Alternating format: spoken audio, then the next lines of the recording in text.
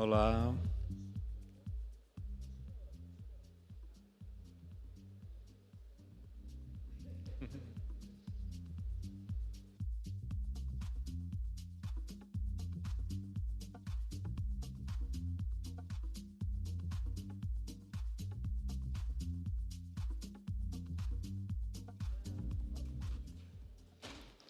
olá, boa tarde a todas e todos, boa tarde a todos que estão aqui conosco presencialmente, todos que estão online. Bem-vindos ao Summit de Políticas Públicas. A gente vai começar agora o painel Telefone Sem Fio, porque as informações se perdem entre as bases de dados em oncologia. Eu sou Fernando Maia, sou médico sanitarista, doutor em saúde coletiva, atualmente pesquisador de pós-doutorado na Faculdade de Saúde Pública da USP em Epidemiologia do Câncer. E eu vou chamar agora, inicialmente, nossos palestrantes que estão aqui presencialmente e apresentar também quem está online. Então, gostaria de começar chamando a Fernanda Mussolino, ela que é CEO da Moca Info, especialista em dados abertos e Big Data para a área da saúde e membro do GT de Dados do movimento Todos Juntos contra o Câncer.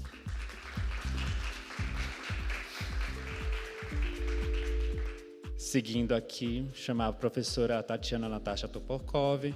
Ela tem experiência na área de epidemiologia das doenças crônicas e agravos não transmissíveis, com ênfase em epidemiologia do câncer, atuando principalmente em estudos descritivos e pesquisa sobre fatores de risco e fatores prognósticos.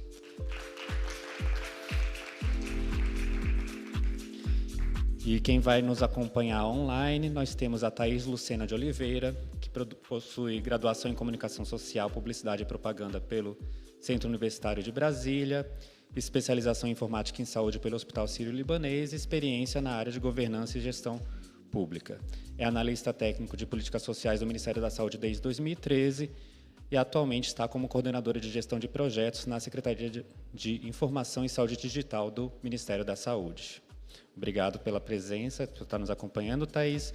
Também online nos acompanhando, nós temos Jaqueline Torres, que é enfermeira obstétrica, doutora em Epidemiologia em Saúde Pública pela Fiocruz, com estágio sanduíche na Universidade Nova de Lisboa e no King College de London, formação em Equidade, Gênero e Empoderamento da Mulher pós-graduandos na Organização das Nações Unidas em Genebra. E, por fim, completando os nossos apoiadores, nossos participantes que estão online, nós temos o Luiz Felipe, ele é estatístico, doutor e chefe da Divisão de Vigilância e Análise da Situação do INCA, responsável pelos registros de câncer no país. Certo? Então, obrigado a todos que estão presentes presencialmente, todos que estão online. E eu vou começar, então, aqui o nosso debate, trazendo aqui uma grande questão, e acho que quando a gente lê a pergunta que estava no nome desse painel, ela é provocadora, né? Por que nós temos essa sensação que essas informações se perdem entre as bases de dados? Parece que é um telefone sem fio, esse paciente fez uma quimioterapia, de onde ele veio, para onde ele vai, como que esse paciente transita na rede de cuidado, não faz sentido, tem mais exame do que deveria, tem menos.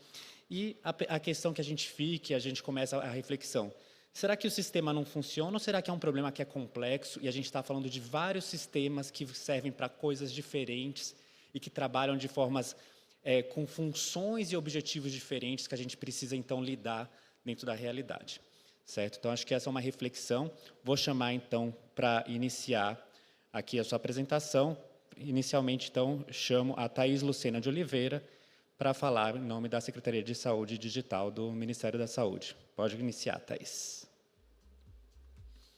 Obrigada, obrigada a todos pelo convite. Vocês estão me ouvindo bem, pessoal? Eu estou vendo o palco aí. Só dei um joinha. Estão me ouvindo bem? Sim, obrigada. Bom, eu vou compartilhar a minha tela, então.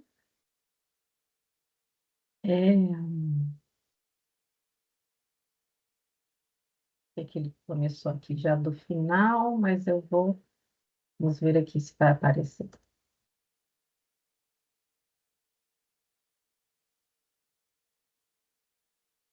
Pronto. Bom, eu concordo, eu acho que, de fato, essa pergunta ela é bastante provocadora, mas é uma pergunta para a qual hoje a gente já começa a ter algumas respostas, Trata-se mesmo de um processo bastante complexo. Eu acho que a gente vai ter oportunidade de debater mais aqui. Fico muito feliz de ver os colegas da ANS, do INCA e outras entidades presentes aqui também, porque, de fato, o que a gente tem percebido no âmbito do Ministério da Saúde é que, se não fizermos um debate coletivo sobre isso, a gente não consegue atingir o nosso objetivo em relação a perda desses dados e dessas informações que são tão relevantes para a execução de políticas públicas voltadas para o combate ao câncer, né, e no tratamento. Então, já me apresentaram, eu sou Thais Lucena de Oliveira, atualmente eu estou como coordenadora de gestão de projetos. Eu digo que eu fui picada pela mosquinha azul da saúde digital em 2017, quando fiz uma especialização em informática em saúde pelo Sírio-Libanês, e desde então eu venho seguindo uma trajetória de gestão pública de dados e de tecnologias voltado para a saúde digital aqui dentro do Ministério da Saúde, né? Eu quis trazer logo esse slide porque eu acho que ele apresenta um pouco o nosso desafio em relação ao trânsito de dados e ao fluxo de informações hoje em todas as áreas da saúde, eu diria, mas aqui dentro do nosso recorte específico para o câncer. Então, esse é um exemplo de um slide que é utilizado em apresentações do INCA. Queria agradecer até a Renata lá que disponibilizou a apresentação para nós, mas ele fala um pouquinho da trajetória do paciente na linha de cuidado aqui do câncer de colo de útero, né? Então, nós temos diversos níveis de atenção, então tem o nível primário, secundário, terciário, temos inúmeros equipamentos de saúde, então tem laboratório, tem as unidades básicas de saúde, tem a parte hospitalar, ambulatorial. Todos esses atores coletam dados desse paciente, né? É o mesmo paciente, mas os dados são coletados em diversos níveis, em diversos equipamentos de saúde, em diversos temas diferentes. O que que isso traz para nós? Um desafio enorme de fazer com que essas informações estejam conectadas.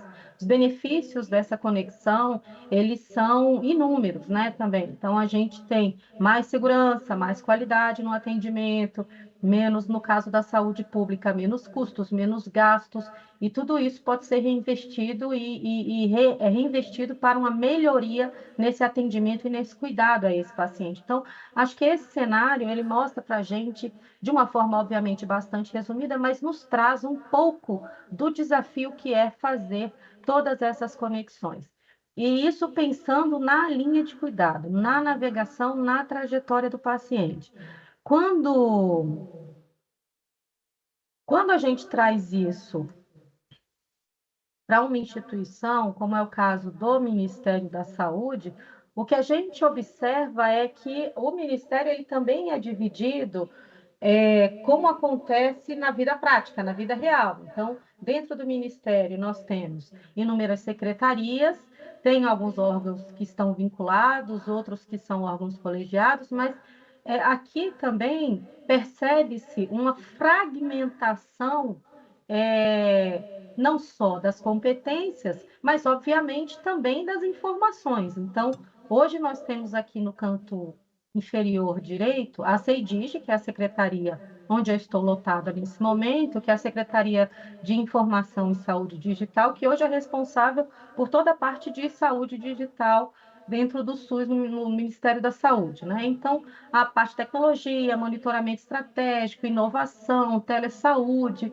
está tudo dentro dessa secretaria. Mas, para que a gente possa, por exemplo, tratar de dados ou fazer sistemas voltados, aqui no nosso caso, para o câncer, a gente precisa lidar com outras secretarias dentro do Ministério da Saúde, o Instituto, o INCA, no caso aqui, que está dentro da SAES, que é a Secretaria de Atenção Especializada em Saúde, a gente também lida com a ANS, porque a gente precisa também ter dados da saúde suplementar, a Jaqueline vai falar um pouco mais sobre isso daqui a pouco, mas aqui também esse processo de fragmentação está presente. O que é que a gente precisa fazer para solucionar isso? A gente precisa articular. A articulação ela não se dá apenas no nível prático, no nível político, no nível da gestão, mas ela precisa acontecer também refletida nos dados que transitam nos sistemas de informação.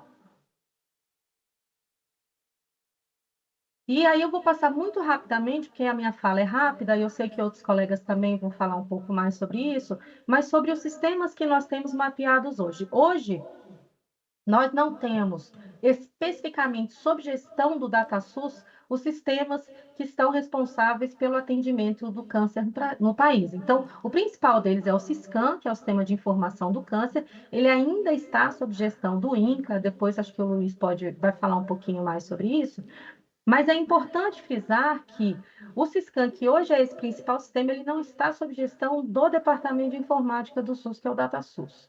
A gente tem trabalhado para isso, né, obviamente, mas hoje essa não é a nossa realidade. E é um sistema gigantesco e super importante. Ele veio para substituir o Siscolo, o Sismama, então ele já sistematiza, arquiva essas informações referentes aos exames de rastreamento, a investigação diagnóstica desses cânceres, tanto de mama quanto do colo de útero. Ele já tem o fornecimento de laudos padronizados, arquiva amostras, seleciona e arquiva as amostras dos exames histopatológicos, facilita o processo de segmento dessas mulheres, no caso, dos exames alterados. Então, a gente já tem aí a incorporação de uma parte importante dessa linha de cuidado e, obviamente, fornece dados para monitoramentos e avaliação. Hoje, a gente tem trabalhado dentro do Ministério, em parceria com o INCA, na modernização do Siscam. Então, numa tentativa não apenas de evoluir, porque, obviamente, se tratando de um sistema de 2011, daqui a pouco faz 15 anos, né, desse sistema, ele já está com uma linguagem obsoleta, porque a tecnologia avança muito rápido, então ele precisa de evoluções, mas mais do que isso, o que nós observamos hoje é a necessidade da construção de um novo Siscam, de um novo sistema que se adeque não só à realidade do momento, mas que também esteja adequado às linguagens tecnológicas mais modernas e não tão obsoletas, para que ele tenha mais efetividade, seja mais sustentável aí ao longo do tempo. Hoje ele já está cadastrado, integrado alguns sistemas importantes que nós temos no Ministério da Saúde, que é o caso do Sistema de Cadastro e Permissão de Acessos, que é o SCPA, também é o Cadastro Nacional de Estabelecimentos de Saúde e também é o Cadastro Nacional de Saúde, que é CNS ou CADSUS, que é o nome do sistema mesmo.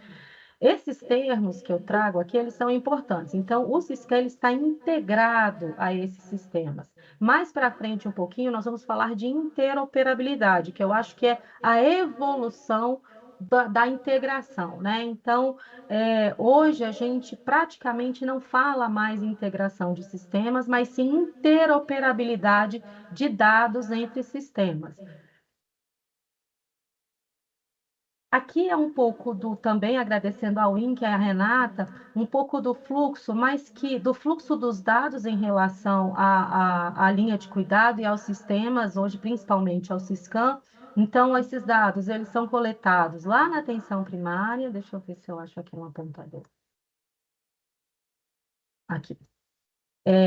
Lá na atenção primária, né? Então, a gente tem o ESUS APS, que vai para o PEC e a SUS APS, aí essa solicitação ela vai para o Siscam, ali a gente tem uma integração já com o Cadastro Nacional de Saúde, que é o CADSUS, então aqui para coletar dados e validar os dados do paciente, aqui do estabelecimento e do profissional de saúde por meio do QNES.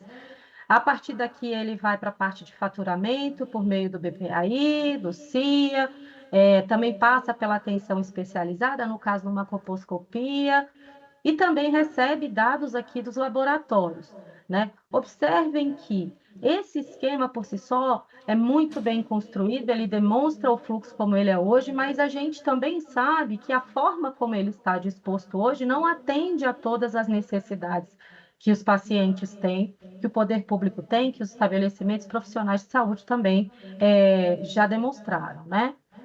Outros sistemas que eu acho que é importante citar aqui, a gente tem sistemas relacionados à vigilância, como o SISBase POP, também temos o SIS-RHC e o RHC Web, que é o integrador, que também estão numa outra etapa do combate e prevenção ao câncer, que é justamente a vigilância, e que também precisam estar integrados às bases e aos sistemas relacionados ao atendimento em si. Por quê? Uma coisa depende da outra, elas se retroalimentam, né? Então, isso também ajuda e traz mais benefícios e melhorias, tanto para profissionais quanto para os próprios pacientes. Depois eu vou disponibilizar essa apresentação aqui para vocês, gente. Eu só não vou ficar me atendo a ler mesmo, porque eu acho que não precisa. E aí, em relação um pouco às nossas perspectivas para o futuro. A gente teve, no final de 2023, a publicação da Lei 14.758, né, que estabelece a Política Nacional de Prevenção e Controle do Câncer, e desde então o Ministério tem trabalhado muito para implantar essa lei, né? Então, a partir dela a gente já teve decreto, nós temos uma portaria do Ministério da Saúde que também a regulamenta, mas eu quero destacar aqui dois pontos. Um é a criação da Rede de Prevenção e Controle do Câncer, que é a RPCC, que tem justamente o propósito de fazer essa articulação de gestão e política em torno de todos os estabelecimentos e atores envolvidos com a questão do câncer, para que essa articulação ela entre de fato numa agenda política, não só nacional, mas também no nível local. Um outro ponto que eu queria destacar, e aqui trazendo, puxando um pouco mais para a questão da saúde digital, do digital, do fluxo de dados, é o programa de navegação da pessoa com diagnóstico de câncer. Então, esse programa ele foi instituído também por meio de uma portaria, tá o link aqui para vocês, depois, se vocês quiserem se aprofundar um pouco mais, mas ele fala não apenas da navegação desse paciente na rede de atendimento, mas também da navegação dos dados desse paciente, que é, por sua vez, o titular. Então, não basta apenas que ele navegue pela rede, é preciso que as suas informações referentes a esse processo estejam registradas de forma correta, adequada e segura, né? Então, essa portaria, ela tenta justamente casar a prática com o digital, a vida real com o digital, com o que acontece no meio digital. Thaís, E a gente está trabalhando nisso também. desculpa te interromper, mas se você puder ir encaminhando para a conclusão, que a gente tem as Já outras estou no último apresentações ainda. slide. Já estou no último slide. E aí, por fim, é falar um pouco da Rede Nacional de Dados em Saúde, que é a nossa plataforma nacional de interoperabilidade de dados em saúde. Então, aqui a gente começa a ver a diferença entre integração de sistemas e interoperabilidade de dados. A diferença basilar, que eu diria, é porque a integração de sistemas ela vai pegar um sistema e juntar com o outro sistema.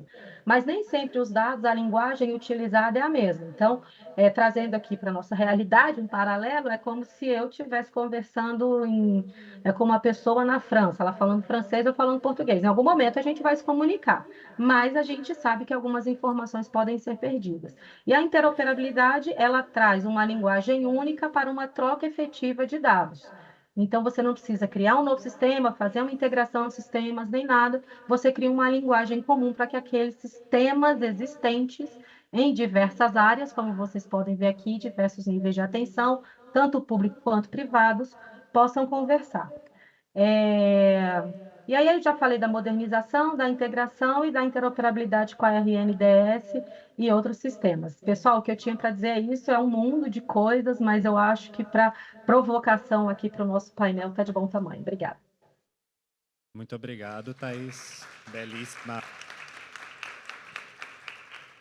Acho que é uma apresentação bastante provocadora para a gente, traz bastante pontos. E no debate a gente está aqui aberto. Lembrando, quem está aqui presencialmente, quem está online, pode mandar perguntas, que depois a gente vai ter uma rodada de perguntas. Então, seguindo, passar agora para o Luiz Felipe para fazer a sua apresentação inicial. Pode começar, Luiz Felipe. Boa tarde. Só um momentinho, vou compartilhar aqui. Peguei um momentinho para compartilhar, mas chegam essas horas, veio nervosismo. Só um instantinho.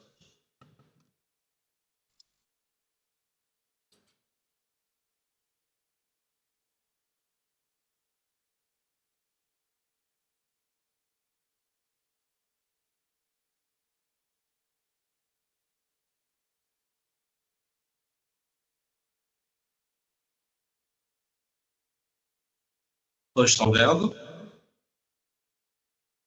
Sim, boa tarde para todos. Inicialmente, eu queria agradecer o convite.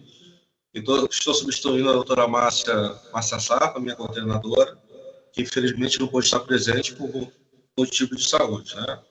Então, minha missão aqui no evento é falar um pouquinho da questão do registro hospitalar de câncer. E aproveitando, né, foi ótima a apresentação da Thaís, vou falar também de outros sistemas também, tá? Então, sou Luiz Felipe, sou estatístico, mestrado e doutorado em saúde coletiva, e hoje eu estou como uma grande missão, né, a chefia da divisão de vigilância na situação, responsável pelas informações incidência, mortalidade, incidência, informações oriundas dos registros de câncer de base populacional, o RHC, que é o registro hospitalar de câncer, né, informação de mortalidade. Trabalhamos também com as informações de mortalidades oriundas do DataSUS e, dentre outros, né, indicadores importantes para o câncer e para a vigilância. Então, vem falar especificamente sobre a questão do RHC, que é uma base importantíssima, né? Então, tanto como os registros, né, eles são altamente padronizados, e são centros sistemáticos de coletas, armazenamentos, processamentos, tudo com base numa regra, padrões de codificação, padrões internacionais. Eu vou mencionando alguns pontos-chave, a apresentação vai ficar disponível posteriormente, né? O RHC é muito interessante, importante, porque ele está trabalhando na avaliação da qualidade da assistência oncológica, né? Então, são dados dos registros que são consolidados, né, com base no primeiro ano de consulta, enviados para o integrador, que eu vou explicar para vocês posteriormente, e aqui o INCA tem a missão de centralizar essa informação e disponibilizar em nível nacional, tá? Então, existe uma lei, né, à medida que é criado os hospitais, né, ou habilitados, o termo mais adequado, na com né, hospitais de alta complexidade, é obrigatório até o RHC. Alguns hospitais que queiram contribuir, né, hospitais não habilitados, eles também podem enviar informações ao INCA, mas com base em todas as nossas normas, sistemas e formas de coleta, evidente. Bem, em São Paulo também temos o RHC, mas lá pela Fundação Oncocentro também um belíssimo trabalho feito lá em São Paulo. Eles enviam as informações aqui para o INCA também, a gente acaba se adaptando, existe um modo de adaptação para receber essas informações. O INCA oferece um tabulador público, né, para ofertar essas informações. Bem, então, a base do RHC é uma base, eu vou passando aqui rapidamente, já deveria botar esse slide já finalizado. De informação importante, né? Eu trabalhando o hospital, tempo de tratamento, qual foi o tratamento, os tipos de câncer, né? Diagnóstico, informações do paciente, o papel do hospital, vou avaliar como o hospital está trabalhando, evoluindo em termos de trabalho, sobrevida. Então, é uma base que ela é riquíssima. E extensão da doença. Então, são informações valiosas, né? Um ponto que a apresentadora anterior comentou, que é importante, né? Eu já estou nessa área há 25 anos, né? E também o Fernando Maia tinha mencionado, nós temos várias bases que não são linkadas, né? E isso atrapalha todo o processo de navegação, e que a gente está tentando trabalhar nisso, tem relacionamento probabilístico, tem a questão da rede agora, que é de extrema importância, mas precisamos saber os objetivos de cada base e como conectá-las, né? Porque a gente não tem um identificador único, né? Teve época que foi CPF, teve época que foi o cartão nacional, então isso atrapalha muito. Por exemplo, o Siscan, ele é uma base de exames. O RHC é uma base para paciente. Como eu vou fazer as conexões, né? Também tem o sistema de mortalidade. Como a gente vai fazer sobrevida? Tem que conectá-las. Então, isso é de extrema importância. Por isso que tem a questão da rede, tem a questão dos trabalhos sobre linkagem, relacionamentos probabilísticos ou determinísticos, se for possível. Então, na verdade, está modernizando atualmente o RHC. Isso é devido a muita questão de infraestrutura. Ele era um sistema que era instalado nos hospitais e aí um módulo dentro do RHC que é enviado para esse integrador, né? É o nosso integrador que a gente recebe essas informações e disponibiliza. Agora, a gente está fazendo um sistema web que já vai ser automático, então não vou ter dois sistemas. Então, o SIS-RHC o integrador do RHC, ele vai ser o RHC Web.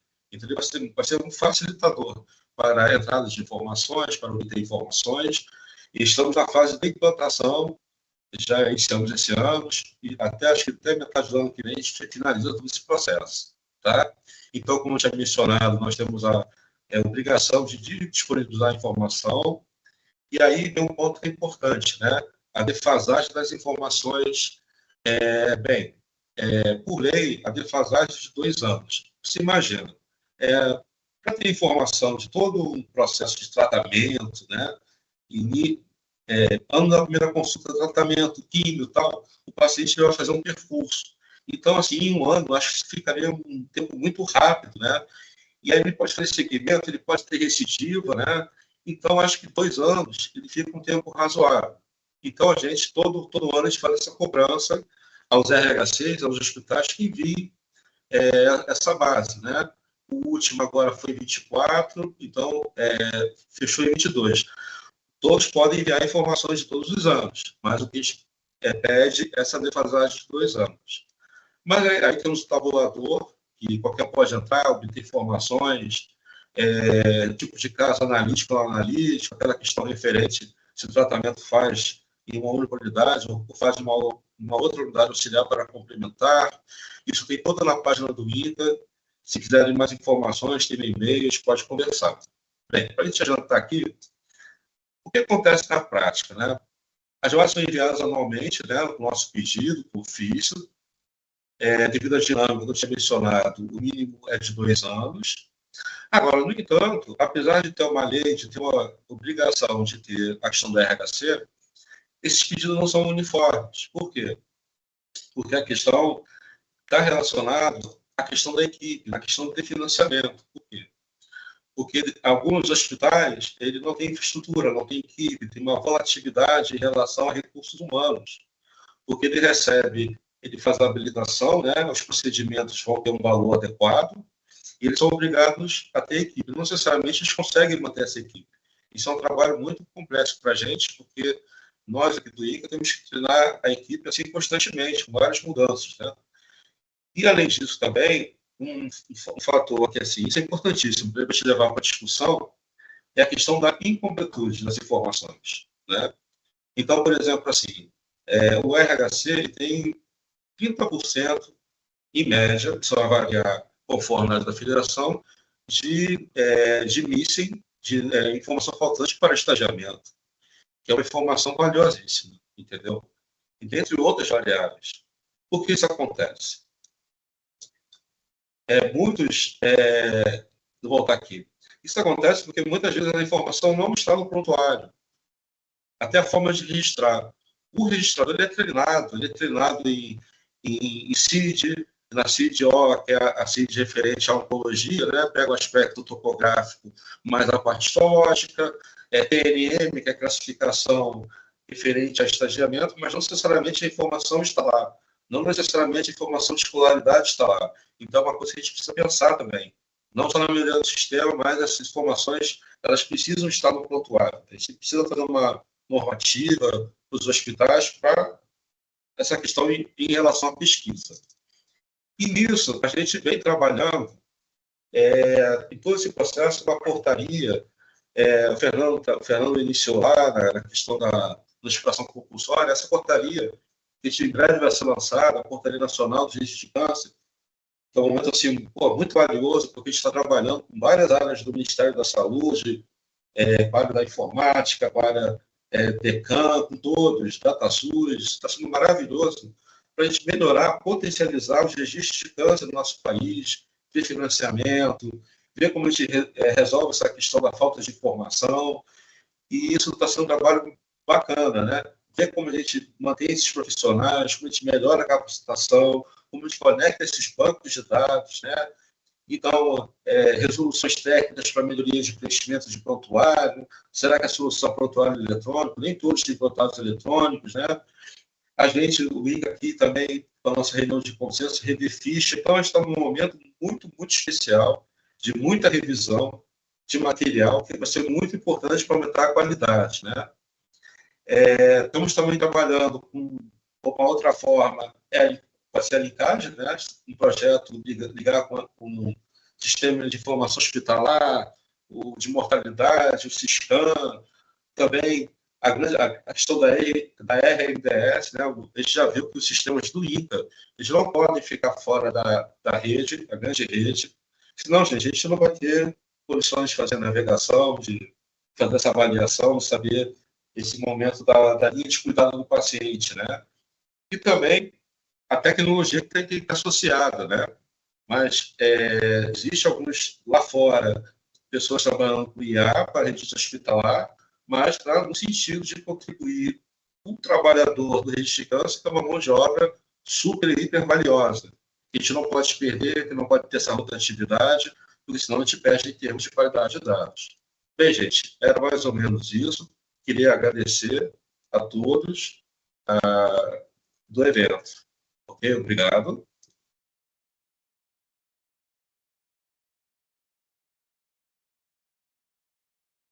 Discutindo o debate aqui na sequência. Vou prosseguir agora para a próxima apresentação online. Por favor, Jaqueline Torres pode iniciar a sua apresentação. Obrigada, é um prazer estar aqui com vocês. Fernando, deixa eu compartilhar a minha tela, só um minuto.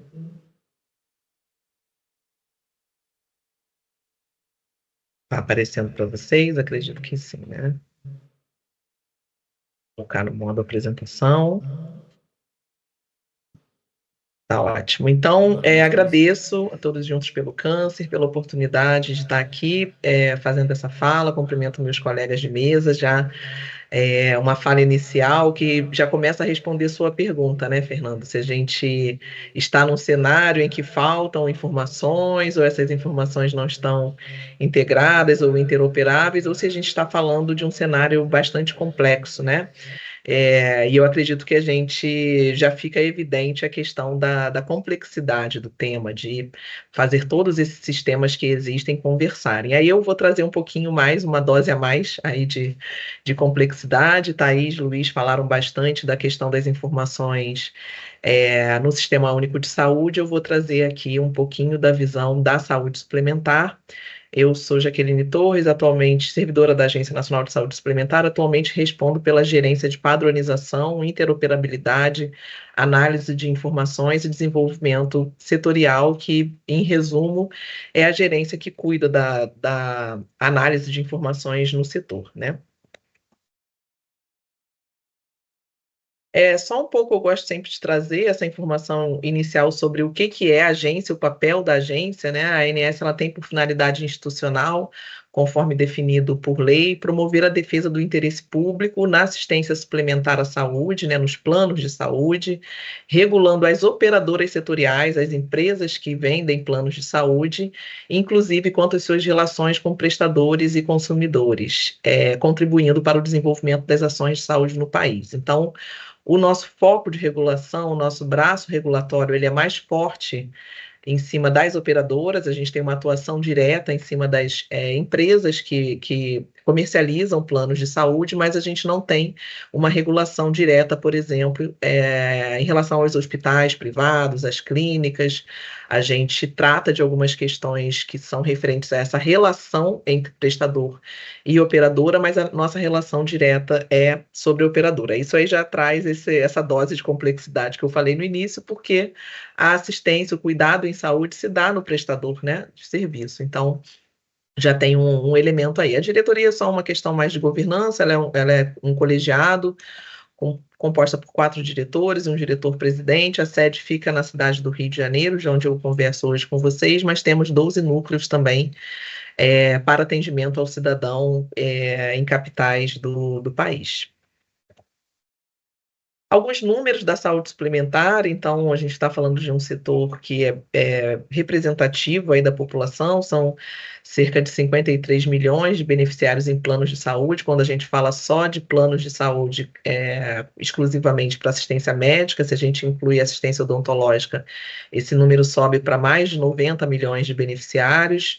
Então, em assistência médica, a gente está falando de cerca de 25% da população, e é um setor que movimenta bilhões de reais, né? A gente tem os números aqui do do movimento financeiro do setor. Então, despesas assistenciais na casa aí dos 260 bilhões e receita, o que se recebe em termos de mensalidade, na casa dos 312 bilhões, ficando essa relação de despesa-receita sempre complexa e motivo de muita discussão no setor, né? Para a gente exercer a regulação, já voltando o olhar para o nosso foco de hoje, que são as informações em saúde, a ANS conta com alguns sistemas de informação estruturantes, eu deixei bem clarinho aí na apresentação alguns que não estão diretamente relacionados com a nossa conversa aqui de hoje, mas quero dar destaque ao sistema de informação de beneficiários, que é o cadastro de todos esses 52 milhões de beneficiários, todas as pessoas da sala que possuem planos de saúde têm seus dados cadastrados lá, informação, né, de que são beneficiários de plano de saúde. Essa informação ela é imprescindível para uma das atribuições da ANS, que é cobrar as operadoras de ressarcimento da assistência prestada a beneficiários de planos de saúde no SUS. A gente faz essa identificação, né, de atendimentos de pessoas que possuem planos de saúde foram atendidos no SUS e cobra do plano de saúde por esse atendimento.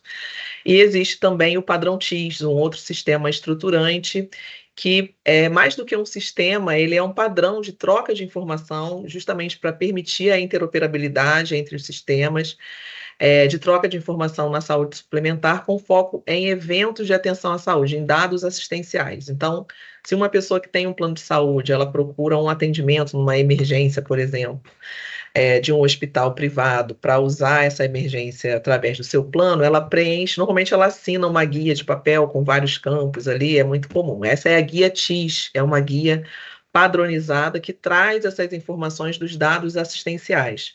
Antes da existência do padrão TIS, cada prestador e cada operadora tinha ali a sua própria guia, a sua forma de nomear os atendimentos, e o padrão ele veio para justamente padronizar essas informações, como deve se dar essa comunicação do atendimento que aconteceu ali naquele local de saúde, quais a terminologia que deve ser utilizada, por exemplo, para falar de um dispositivo médico implantável, ou mesmo para descrever um procedimento, né? A gente pode pensar num atendimento, um cateterismo cardíaco. Uma unidade poderia chamar de cateterismo cardíaco, outro de colocação de stent. Então, a padronização ela vem para trazer essa linguagem única, porque essa é uma etapa inicial necessária para que aconteça a interoperabilidade.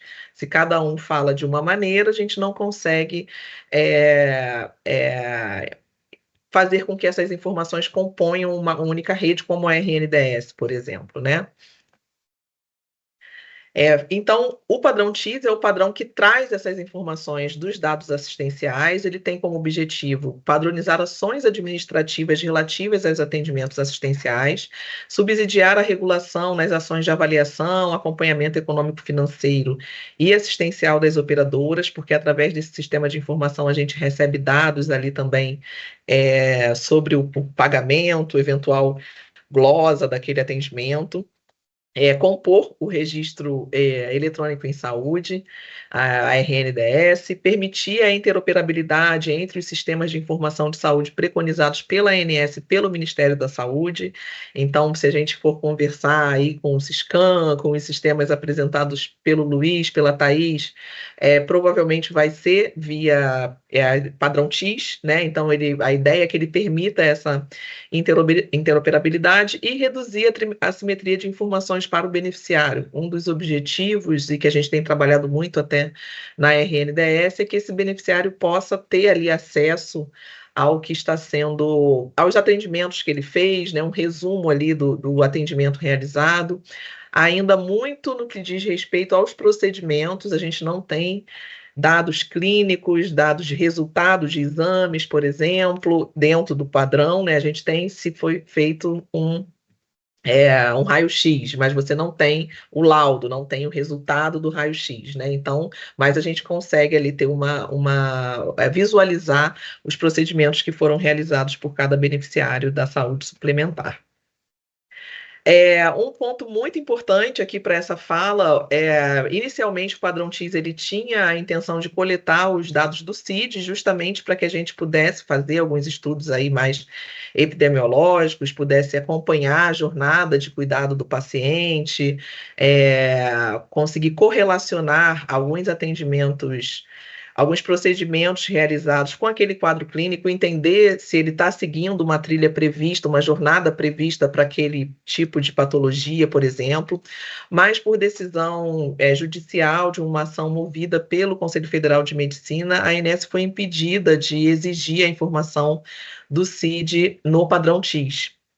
A gente tem procurado dialogar, isso aconteceu antes da LGPD, o padrão ele já foi adequado às normas da Lei Geral de Proteção de Dados, a versão vigente do padrão ela foi adequada à LGPD e a gente tem procurado dialogar, né, com o Conselho, tentando resolver isso fora da via judicial, destacando a importância da CID para o mapeamento das informações sobre a morbidade dos beneficiários de plano de saúde, para a composição da situação de saúde desses beneficiários, né?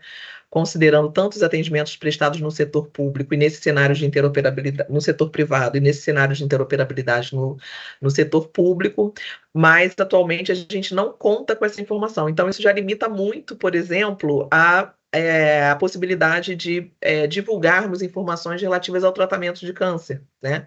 Porque a gente não tem ali um CID. Atualmente, a gente só recebe CID de procedimentos hospitalares, internações, mas de forma opcional. Então, muitas pessoas preenchem a informação, né? Muitas unidades, mas outras não, e a gente não pode exigir esse preenchimento. Então, falando um pouquinho da disposição dos dados, como acessar dados mais específicos do sistema privado, nós disponibilizamos na página da ANS uma série de painéis dinâmicos que utilizam dados do padrão TIS.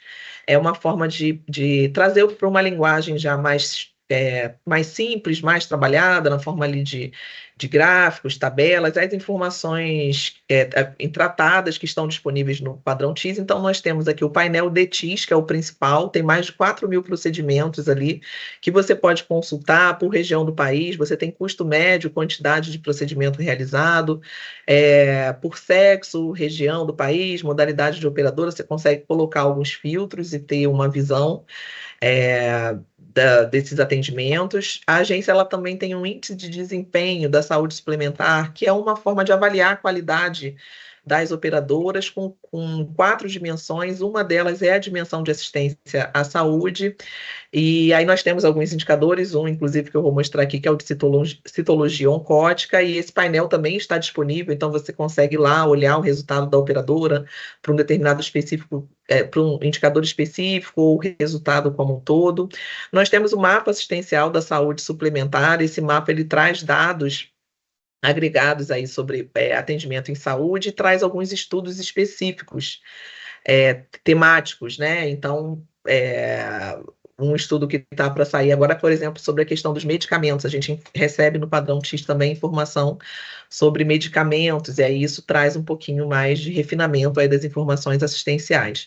Temos um painel de vazios assistenciais na saúde suplementar, então locais que você não tem, por exemplo, um equipamento de radioterapia, de PET scan, embora seja obrigatória a cobertura de alguns procedimentos, a gente sabe até pela necessidade da população que não é esperado que todo município tenha todos os equipamentos existentes para tratamento de algumas doenças, alguns até mais complexos, mas a operadora ela tem que, uma vez que ela oferece essa cobertura, ela tem que definir uma forma daquele beneficiário ter acesso a essa cobertura. E aí esse mapa ele mostra essa distribuição de onde você tem mais equipamentos, onde tem menos, onde poderia ser um problema regulatório, uma informação importante também para o gestor público, né, o gestor do SUS, e um painel de indicadores de glosa, muito comum no setor, o adiamento do pagamento de algum procedimento. Às vezes a operadora contesta se aquilo ali é uma fraude, ou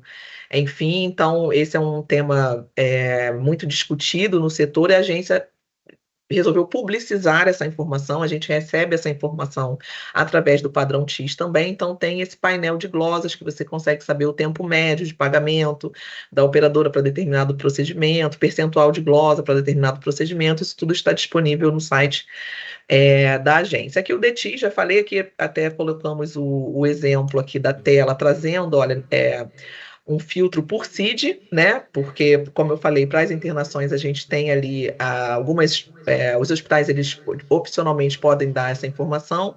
Então, por exemplo, neoplasia maligna do colo de útero, você consegue saber a quantidade de prestadores que atenderam, essa evolução por mês ali numa série histórica, local. Mas essa informação, por exemplo, não é uma informação tão qualificada justamente por ser uma informação opcional, mas a gente pode fazer a seleção aqui de procedimentos, então essa pesquisa está disponível, vocês podem acessar agora aí e brincar com alguns filtros, né? Aqui falando do... Sim, desculpa te terminou meu tempo? interromper, mas se você puder ir encaminhando para o final, que a gente já Tá estourou um pouco ótimo. o tempo. Tá ótimo. Então, trouxe aqui uns dados de mamografia, isso extraído lá do padrão TIS. Nós temos também o portal de dados abertos, e aí o que a gente está pensando para o futuro é ampliar a maturidade de governança em dados, isso é fundamental, até o Luiz falou de inteligência artificial, né? Mas se não existe governança, a própria inteligência artificial tem uma atuação muito limitada, avançar com a integração com outras bases, já estou aqui conversando com os meus colegas até para as possibilidades de trabalhos futuros aí em conjunto, avançar nessa convergência semântica, nessa padronização com o SUS e a saúde suplementar e nos próprios protocolos de linguagem, digamos assim, uma questão mais técnica, né, de representação desses conceitos que facilitem a gente chegar nesse futuro onde não exista mais o telefone sem fio. É isso, agradeço a oportunidade, fico à disposição para o debate. Obrigada. Muito obrigado, Jaqueline. Mais uma belíssima apresentação de hoje. Então, vamos seguir aqui para a nossa próxima palestrante. Fernanda, pode iniciar. Oi? Já está funcionando. Bom, primeiro, boa tarde a todos. É uma honra estar aqui. Eu vou trazer uma outra perspectiva, que é a de quem está usando esses dados no dia a dia. Então, acho que vai ser interessante aqui a conversa. Foi muito bom ouvir, né, vocês três também, que me ajudaram a complementar um pouco do que eu ia trazer. Só para contextualizar, né, eu sou a CEO da Moca Info, que é uma empresa que trabalha com informações públicas, né? A gente tem como missão democratizar o acesso à informação de saúde no Brasil. Então, dentro dessa ideia, né, de que quanto mais pessoas tiverem acesso a essas informações, né, mais a gente consegue fortalecer tanto a sociedade como as organizações para que a gente consiga promover um cuidado mais equitativo, integral. Então, é muito dentro dessa perspectiva que a gente trabalha. E a gente está ali, no dia a dia, usando, né, e analisando esses dados públicos que são disponibilizados pelo DataSUS, pela ANS e pelo INCA, né? E aí, a gente, além dessas bases que já estão estruturadas, a gente também tem o desafio de estruturar bases que ainda não estão estruturadas. Então, a gente faz um trabalho com dados da Conitec, onde a gente analisa os relatórios que são analisados pela Conitec, e a gente cria uns robozinhos para conseguir gerar uma base de dados, para conseguir ter uma base que, de fato, possa fazer essa análise do que está sendo incorporado, né, das incorporações de tecnologias no Brasil. A gente faz isso para a Conitec, faz isso para o rol da ANS também, para conseguir ter essa perspectiva, que hoje não tem essa base estruturada dessa forma. E aí, assim, eu vou trazer aqui um pouquinho, foi muito bom vocês terem falado, eu vou trazer um pouquinho assim, dos desafios que a gente encontra, né, analisando e usando essas bases no nosso dia a dia. E aí eu acho que, assim, vou começar falando que eu acho que o principal desafio é a falta de integração entre elas, né? Então, acho que assim, a falta de integração entre... E aí eu vou dizer integração, porque eu estou na perspectiva de quem está usando o que está disponível e público hoje, né? A gente não tem como pensar, né, como empresa, pensar na interoperabilidade. Então, a gente está nessa perspectiva de conseguir integrar esses dados. E aí é o desafio que a gente encontra dessas bases, né, do SUS e da ANS serem então divergentes, né, e a gente não conseguir fazer uma análise onde a gente consiga, de fato, fazer um acompanhamento desses pacientes, que, na prática, nós somos, né, todos usuários do SUS e 25% temos também planos de saúde. A nossa história fica totalmente fragmentada quando a gente não consegue ter essa análise, né, nessa perspectiva conjunta. Então, acho que esse eu acho que é um ponto que o telefone sem fio fica, né, tem essa perda importante aí. Falando um pouquinho, né, de DataSUS, né, e aí eu vou falar, a Thaís, né, ela trouxe muito a perspectiva do Siscam. Eu vou falar um pouquinho mais do uso dos dados do DataSUS na perspectiva das bases, né, de dados do Sistema de Informações Ambulatorial e Hospitalar, onde a gente também consegue, né, extrair uma série de informações dos pacientes oncológicos, claro, né, com uma série de limitações, mas é uma base muito rica, né, de todos os pacientes que estão sendo atendidos no SUS no Brasil. A gente tem, né, o DataSUS, ele permite com que a gente tenha um detalhamento grande desses dados. Então, assim, tem as mesmas limitações dos dados do DETIS, né, em relação a não conseguir, eu sei que fez uma biópsia, mas eu não sei o resultado dessa biópsia, mas essa limitação, ainda assim, a gente consegue mapear o paciente, ver o que ele está fazendo, quais são os procedimentos que ele está realizando. São bases que já estão estruturadas, que são atualizadas mensalmente, né? Embora a gente tenha um gap aí de atualização de aproximadamente 2 meses, são atualizadas mensalmente, dentro de uma estrutura já, né, pré-formatada, que tem um dicionário de dados, onde, né, eu comecei a trabalhar com esses dados em 2007.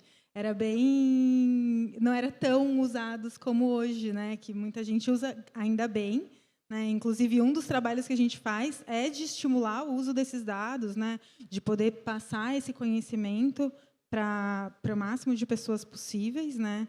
Então, enfim, acho que a base do SUS tem esses pontos, do DataSUS, né, especificamente, tem esses pontos fortes, mas, por exemplo, uma fragilidade, né, não diria uma fragilidade, na verdade, mas uma característica que dificulta muito a análise dos dados, né, é o fato de, no ambiente hospitalar, a gente não ter o código do paciente, um código, obviamente, né, um código que fosse criptografado, que esse paciente não pudesse ser identificado, mas que a gente conseguisse vinculá-lo ao ambiente ambulatorial. Então, dentro das próprias bases do DataSUS, entre ambiente ambulatorial e hospitalar, a gente tem essa característica e que, na prática, assim, para mim, eu sofro, porque eu falo, esse dado está lá, ele só precisaria ser publicado para que a gente pudesse, né, trabalhar com ele, porque são informações muito ricas, assim, muito importantes. A gente fez...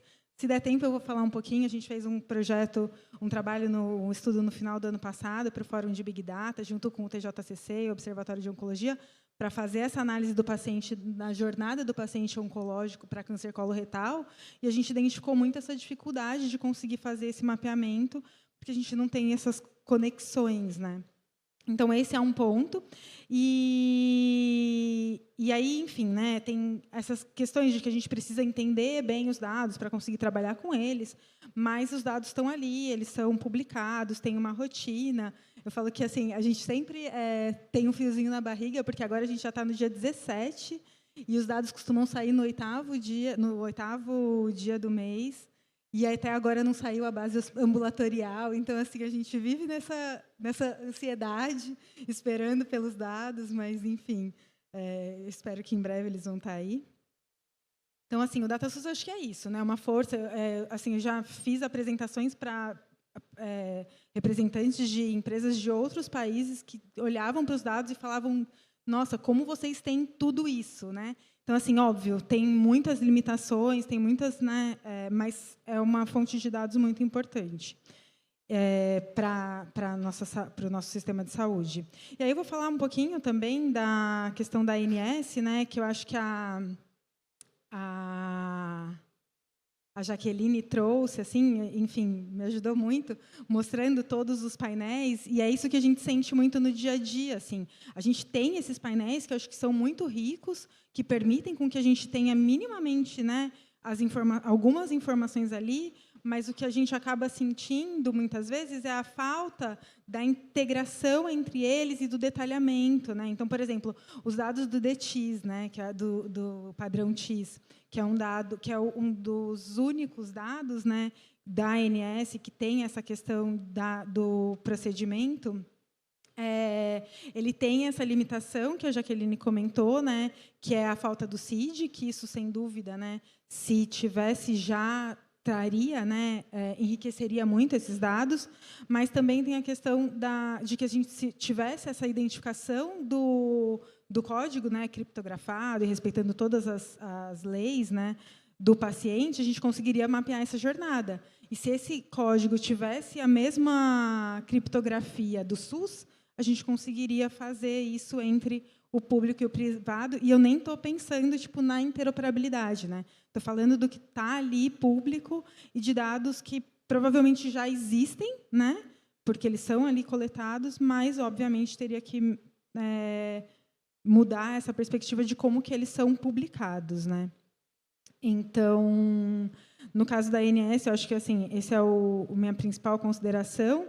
Do RHC também, assim, eu acho que o Luiz trouxe, né, bem claramente quais são as fortalezas, que eu acho que é trazer informações que nenhum desses, nem, né, os dados de DataSUS e nem os dados, né, que a ANS publica trazem, né? Então são informações que são muito ricas, mas de fato esse gap, né, de 2 anos, né, no envio dos dados acaba sendo um obstáculo, né, para um planejamento que poderia ser mais ágil, mais preciso, né? Então, normalmente, quando a gente viu no tabulador, acho que os dados agora estão de 2023, mas, normalmente, também, quando a gente olha para o dado de 2023, a gente vê que poucos estabelecimentos reportaram, então, ainda tem, né? Então, é como se a gente ainda, se fosse analisar os dados, usaria 2022, e aí, esperando saírem os de 2024, que acabam melhorando os de 2023. Enfim, então, temos esse desafio também. E aí, assim, meu tempo está super acabando, mas eu queria falar uma questão que eu acho que é super importante, que a gente notou que, na base, e que tem, né, muito a ver com a oncologia, que a base de dados, o DataSUS tem a base ambulatorial e tem as auxiliares. E, dentro das auxiliares, tem a AQ, que é a base de quimioterapia, que é uma base muito relevante, né, para a oncologia como um todo, embora isso, né, a gente está falando do tratamento, tem uma série de, que eu nem consegui comentar, mas assim, de fragilidades na falta dos dados, porque a gente não tem tanto acesso à informação, né, do antes do diagnóstico, né, do depois do tratamento, mas falando especificamente da base de tratamento, o código do paciente ele aparecia dentro de um campo que era o CNS-PCN, que era o código do CNS. E, desde que foi implementada a política, esse código do CNS ele deixou de ser priorizado, né, deixou de ser utilizado, na verdade, para ser utilizado o CPF do paciente. E aí, dentro dessa perspectiva, inclusive, o Ministério está fazendo posts falando sobre isso, e que, de fato, faz muito sentido, se a gente for parar para pensar, né, que o CPF seja esse código que permita a identificação, né, afinal, a gente já tem ele, a gente não precisaria criar um outro, então, acho que faz muito sentido. Mas o que está acontecendo é que a base que está sendo publicada tem algumas instituições que já não publicam mais esse campo do CNS paciente. Então, a gente não consegue mais acompanhar o paciente. Então, por exemplo, na AQ, que é essa base de quimioterapia, a gente está com 37 estabelecimentos que já não reportam mais o CNS, são 300, né? Então ainda tem muitos que reportam, mas a gente está se questionando se essa política que vem, né, com o intuito de fazer a interoperabilidade, né, e de permitir que a gente tenha mais informações, no final, pelo menos aqui no curto prazo, está tirando informações que a gente tinha públicas, né, que são muito ricas. Então, acho que esse é um principal ponto. E assim, só porque acho que já esgotou, eu acho que os principais pontos são esses mesmo, mas eu gostaria só de reforçar que assim, por que a gente, né, trouxe um pouquinho de tudo isso, e concluir, né, que acho que o principal ponto é que a gente consiga garantir a integridade das informações, né? Obviamente, investir em interoperabilidade e fortalecer a articulação entre os entes, né? Para que a gente possa ter esse fio de dados cada vez mais conectado e menos telefone sem fio, né? Para que a gente consiga, de fato, ver o paciente, né? Que é quem, no final, importa, né? E quem a gente quer, de fato, que seja beneficiado de uma forma integral, né? E não de uma forma fragmentada, como os dados estão hoje. Obrigada. Obrigado, Fernanda. Então, vamos seguir agora a professora Tatiana. Oi, queria agradecer também, né, o convite, dizer que é um prazer estar aqui. Eu sou professora na Faculdade de Saúde Pública, trabalho com epidemiologia do câncer há mais de 20 anos, também uso o dado, mas a gente também tem na faculdade o registro de câncer de base populacional. Atualmente eu estou como coordenadora dele, né? A coordenadora anterior acabou de aposentar, né? Mas é uma pessoa fantástica. Ainda estou também entrando um pouco nesse mundo e fiquei pensando na pergunta, né? Então, por que as informações se perdem entre as bases de dados? É uma pergunta curiosa, porque a gente pode pensar que elas se perdem para chegar até a gente ou que elas se perdem para que haja conexão para uma mesma pessoa entre as bases de dados, né? O que teria respostas diferentes, né? Então, fiquei pensando em abordar um pouco mais do ponto de vista do dado de um paciente se perde ao longo das diferentes bases de dados. E aí, queria trazer uma experiência nossa. Então, a Coordenação Geral de Saúde Bucal do Ministério da Saúde, ela fez uma demanda à Faculdade de Saúde Pública, via OPAS, para apoio técnico-científico à construção da linha de cuidado do câncer de boca. E, atualmente, eu estou como coordenadora desse projeto, mas eu brinco que eu sou uma articuladora, porque a gente tem mais de 40 pesquisadores, e o que eu faço, na verdade, é estar com eles, né, trazer as pessoas para a mesa para a gente conversar. E um dos subcomitês, então, a gente formou um comitê científico, que tem pesquisadores do Brasil todo, e um dos subcomitês é de vigilância epidemiológica, só para discutir todas essas questões que a gente está discutindo aqui. Então, a gente começou pensando assim, bom, tem uma linha de cuidado, né? A gente quer apoiar a construção de uma linha de cuidado de um tipo de câncer. Como é que a gente vai criar indicadores para monitorar essa linha de cuidado?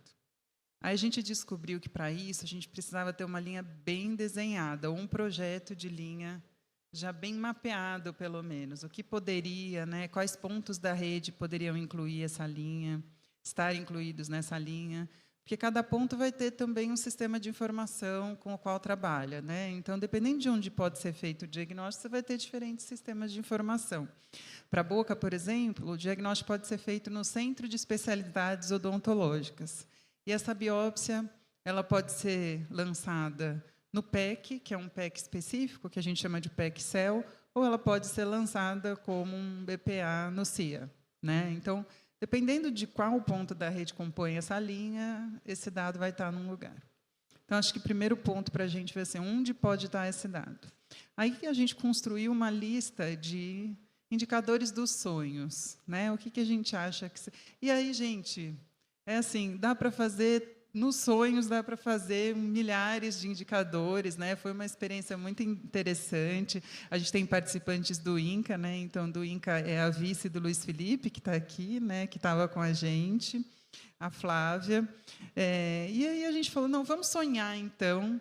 E aí, a partir desse sonho, a gente identifica para esses indicadores dos sonhos o que a gente tem nas bases e nos sistemas de informação, quais são as variáveis, quais são os códigos de variáveis que são de interesse para essa nossa linha, para a linha de cuidado.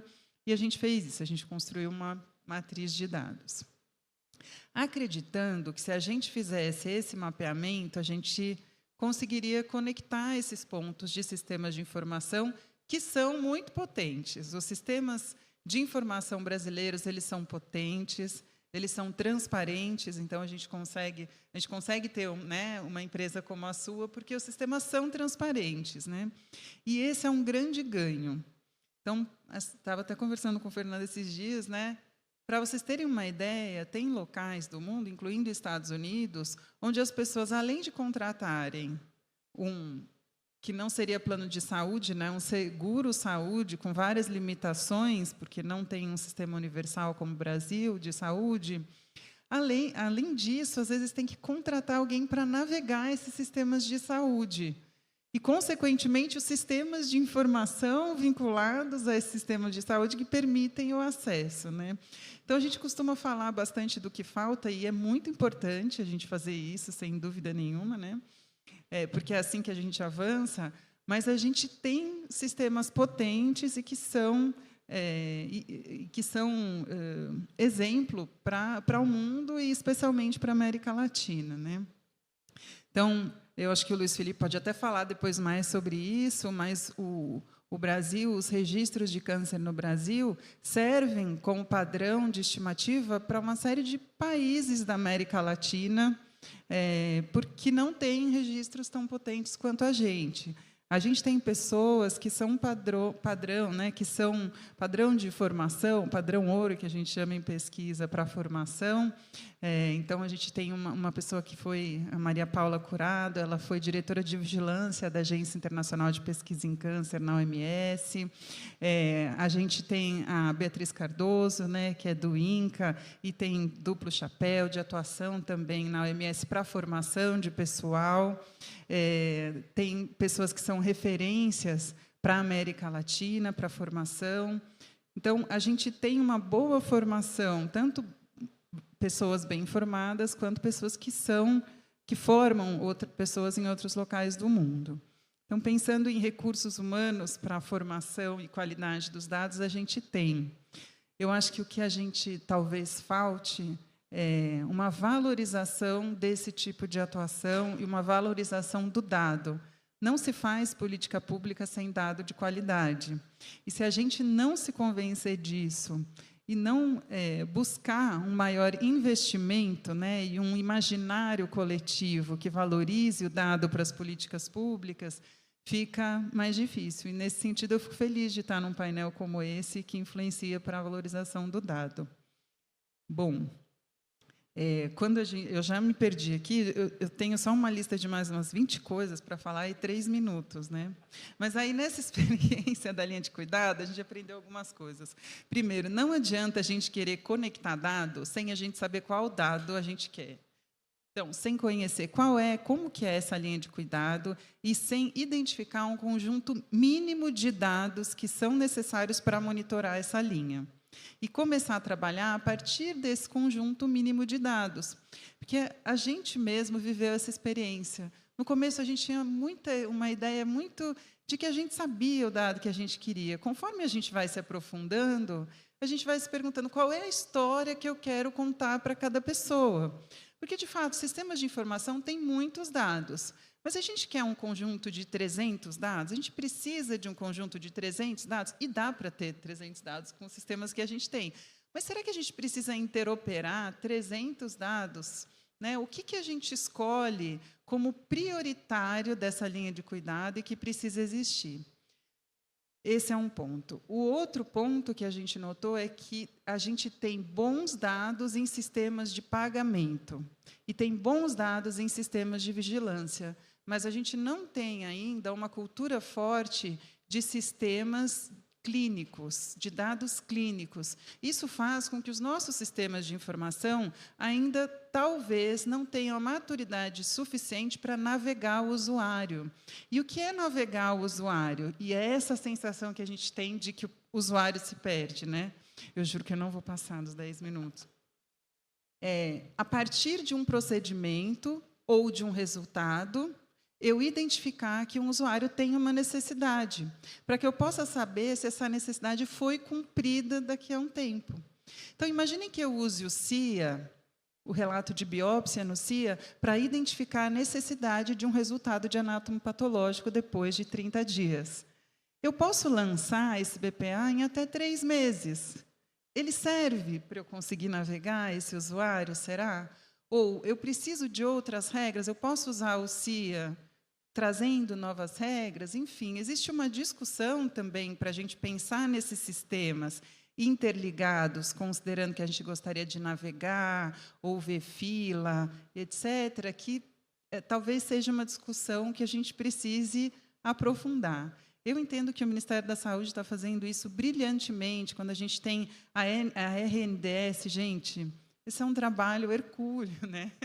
Construir um data lake como a RNDS para um país de 200 milhões de habitantes, né, é um ganho enorme, porque a partir daí a gente consegue identificar uma série de outras coisas.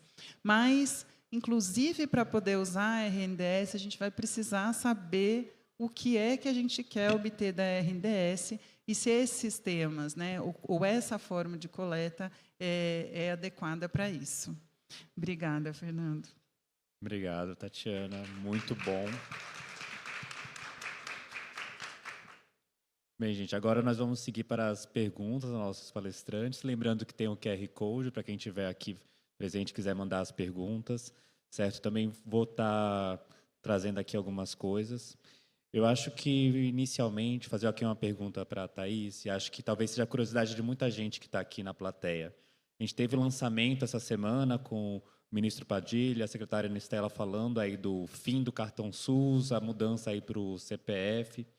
E eu queria que você explicasse um pouco aqui para a gente assim, o que isso muda na prática para quem é usuário e na prática para quem é pesquisador e está aí olhando. Eu acho que a Fernanda trouxe aí alguns questionamentos sobre o que isso pode impactar nas análises, mas qual que é a perspectiva de vocês sobre isso e também sobre o decreto da RNDS, que também foi recentemente publicado, né? O que a gente pode esperar aí no futuro com essas novidades que estão surgindo aí na saúde digital?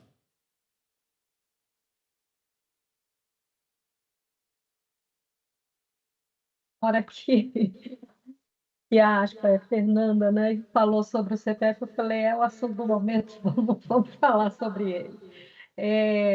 Eu acho que a primeira coisa que eu quero destacar é que assim, os dados eles não vão se perder, as informações elas não vão estar perdidas.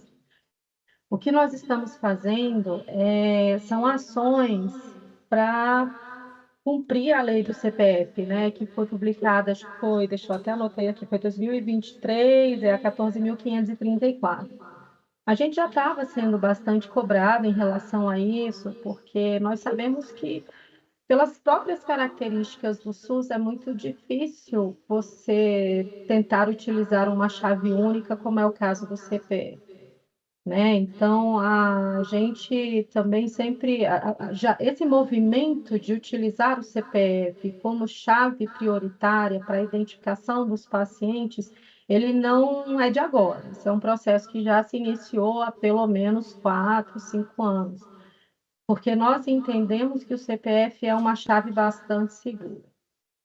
Mas nós não podemos, obviamente, o atendimento jamais será restrito por uma ausência de CPF, qualquer coisa, mas mesmo o registro dos dados, das informações daquele atendimento, ele também não pode ser omitido, ele não pode deixar de acontecer porque aquele paciente estava sem o CPF, no caso de um estrangeiro, um indígena, uma pessoa não identificada que chega ali no equipamento de saúde, no serviço de saúde, né?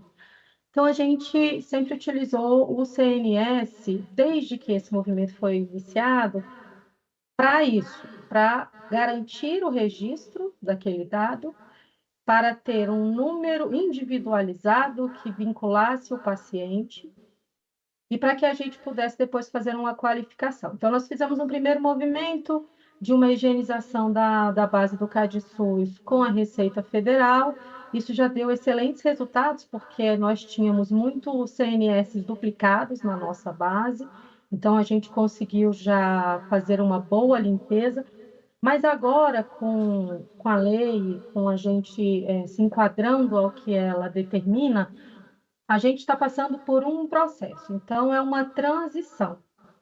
A ideia é que o CNS passe cada vez mais a ser utilizado como um número transitório, um número periódico, para que se chegue no final ao CPF. A gente sabe que, em termos práticos e de vida real, é muito difícil que isso aconteça na totalidade dos casos, mas o que a gente quer é, de fato, tornar o CPF essa chave principal. Então, o CPF vai ser, e já é hoje, a nossa chave prioritária. Isso quer dizer que o CadSUS, o CNS vai deixar de existir? Não. Mas ele vai passar cada vez mais a ter esse caráter de transitoriedade. Isso traz para o futuro, isso não é no curto prazo, né? A Fernanda até falou que hoje a gente está sem acesso a alguns dados e tal, e o nosso objetivo é que a gente consiga resolver isso no prazo mais curto possível mesmo, para que todo mundo possa ter acesso aos dados seguros, os registros unificados, individualizados, com a chave forte que é hoje o CPF. Então, assim, nós estamos nesse processo ainda, tá, gente? Isso realmente começou agora, o ministro anunciou, a gente iniciou esse trabalho de fazer essa relimpeza e esse casamento entre o CPF e o CNS para que cada um tenha o seu registro individualizado deve ter alguns meses, uns 6 meses no máximo, mas a gente já considera maduro o suficiente para poder fazer o anúncio como eles fizeram essa semana. Então, assim, o que eu queria dizer para vocês é tranquilizá-los em relação a isso, dizer que o CadSUS a gente não vai acabar, né? Mas o CPF, ele realmente vai passar a ser a nossa chave prioritária e forte. E os registros, por sua vez, também não vão se perder em relação a isso. Então, é isso. Nos casos de exceção, excepcionalíssima, a gente vai usar o CNS, mas sempre que possível nós vamos usar o CPF, sim. A outra pergunta que você fez foi... Desculpa, eu não anotei, Fernando. Eu perguntei sobre o decreto da RNDS. Ah, o decreto, perfeito. Eu acho que é um avanço gigantesco para o Brasil em termos de dados em saúde. Isso traz uma força enorme para a RNDS, uma força que a gente já vinha observando bastante na prática, mas, como eu falei, é preciso que a gente garanta políticas de Estado, né? Políticas que sejam efetivas e que possam perdurar aí. Então, nós encaramos a RNDS como uma ferramenta bastante sustentável, ela é realmente um divisor de águas para o fluxo de informações em saúde no país. Nós somos referência hoje, não só na América Latina, mas também no mundo por essa iniciativa, porque realmente um país com o tamanho do que nós temos, é muito difícil você conseguir qualificar as bases e fazer com que os dados realmente transitem da forma adequada, né? E aí, até puxando um pouco do que a Tatiana falou agora no final, a gente realmente tem como objetivo principal da RNDS promover a continuidade do cuidado. Então, é levar transparência para o usuário, é trazer os dados clínicos de modo que a gente possa acompanhar essa jornada clínica dele, da sua vida, né? Então, imagine, isso é um desafio gigantesco. E hoje a gente já tem, a RNS foi lançada em 2020, 5 anos depois, a gente já conseguiu transitar, por exemplo, em algumas ações, obviamente não todas, mas da atenção primária para ambulatorial e especializada, agora muito impulsionada pelo programa Agora Tem Especialistas, que também traz informações e dados sobre o câncer. Então, um dos eixos do programa ATE é justamente a oncologia, né? Eu acho que é uma excelente oportunidade para que a gente promova uma qualificação do fluxo dessas informações relacionadas à oncologia aqui no país. E dados clínicos, dados que permitam, principalmente a vigilância, a quem faz a pesquisa, acompanhar essa trajetória e poder ter indicadores mais robustos para o futuro. Acho que não Obrigado. sei se ficou alguma dúvida ainda, mas se fizer, eu complemento depois. Tá ótimo. Eu tenho aqui algumas perguntas do público, eu acho que a gente está aqui atrasado no tempo, vamos precisar... Vou fazer aqui algumas perguntas, e aí eu já passo aí para quem está online responder e também fazer os comentários finais e depois aqui presencial. Peço brevidade, porque a organização já está me dizendo que eu preciso encerrar. Tem uma pergunta interessante sobre o painel Oncologia, em que traz aqui uma pergunta que avalia os tempos de diagnóstico e tratamento, né, que 40% dos dados, em média, não tem informação de tratamento, né, e perspectivas de como que a gente pode superar esse trave. Eu sei que é um painel que hoje está sob gestão do INCA, né, mas eu acho que o DataSUS tem a ver com a gestão dele. A segunda pergunta aqui da Perla, que traz assim, que a gente tem muitos dados de qualidade variada. certo? E como é que a gente pode tomar decisão a partir deles, né? Quais passos que a gente deve tomar na gestão para conseguir construir e incorporar esse dado na forma de inteligência de gestão, e acho que tem muito a ver com o que a Tatiana falou aí da experiência da linha de cuidado. E, por fim, a pergunta aqui do Marinaldo, em que traz sobre a obsolescência dos sistemas que a gente tem hoje, qual que é a perspectiva de novos sistemas, o que está sendo desenvolvido para superar, por exemplo, um regulação com foco na transparência de dados para que o paciente saiba onde ele está na fila, como que vai ser a regulação dele. Então, passar aqui para quem está online primeiro. Eu acho que, já que ele não tem aqui uma pergunta para você, eu vou fazer uma. Assim, qual que é a perspectiva de vocês de integrar com os sistemas que a gente tem no SUS, né? Então, para a gente se existe alguma perspectiva, por exemplo, que no futuro a gente consiga falar de cobertura de mamografia também, cruzando com os dados da ANS, falar de construir indicadores de forma unificada, tanto da população SUS quanto da população coberta pela ANS. Se puder começar. Obrigada, Fernando. Já agradeço a todos aqui pelo convite, mesa riquíssima. Essa já é uma realidade que está em curso, né? Nós estamos, nesse momento, trabalhando para efetivar a carga TIS, né? A carga dos dados do TIS na RNDS. Isso vai possibilitar com que o beneficiário de plano de saúde, o cidadão que utiliza o SUS e a saúde suplementar, ou somente o SUS, ele consiga acessar seus dados, ali, seu histórico de atendimentos, mas não só o cidadão olhando seus próprios dados, como também o gestor municipal, estadual e o profissional de saúde que atende esse beneficiário. Então, isso já está em curso e vai acontecer em breve. Em paralelo, nós temos feito aqui pela agência, junto com o Ministério da Saúde, discussões cada vez mais frequentes para entender que conjunto mínimo é esse de dados que a gente precisa, que a gente já pode avançar para alguns estudos epidemiológicos mais profundos em algumas linhas de cuidado prioritárias. Então, nós temos agora em curso, por exemplo, para consumo interno, inicialmente, aí à luz do Agora Tem Especialistas, um estudo sobre radioterapia. Estamos conversando com DAENS também sobre possibilidade de estudos ali sobre mortalidade, atualizar um painel de mortalidade na saúde, considerando saúde suplementar também. Participamos da RIPSA, que é a rede de indicadores, né, em saúde, que envolve diversas agências.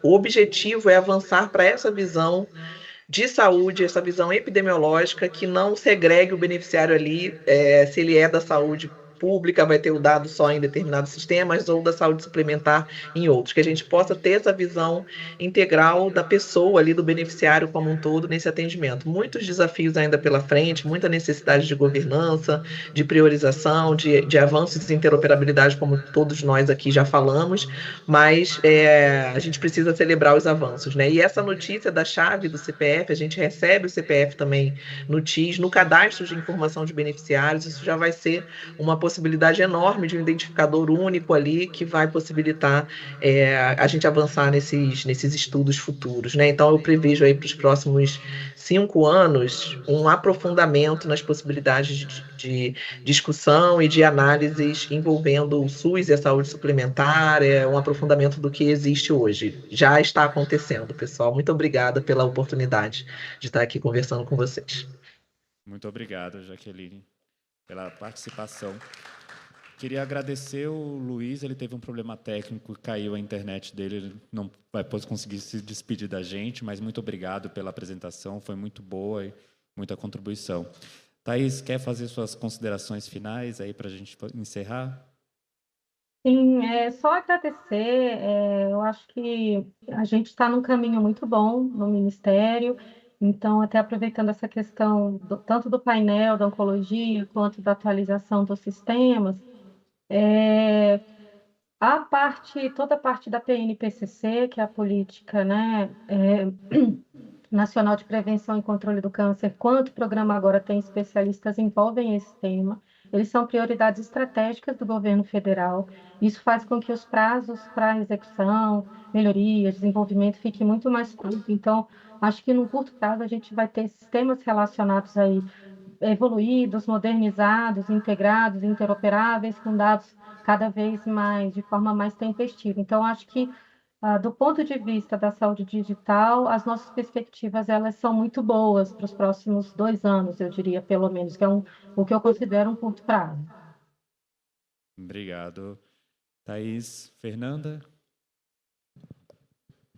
Eu, na verdade, só gostaria de agradecer, né, e dizer que a gente está à disposição também para contribuir. Acho que foi bem rico, né? São diferentes perspectivas. Acho que a Tatiana trouxe também uma perspectiva de quem está ali, né, se aprofundando nesse dado também, dentro de uma outra lógica.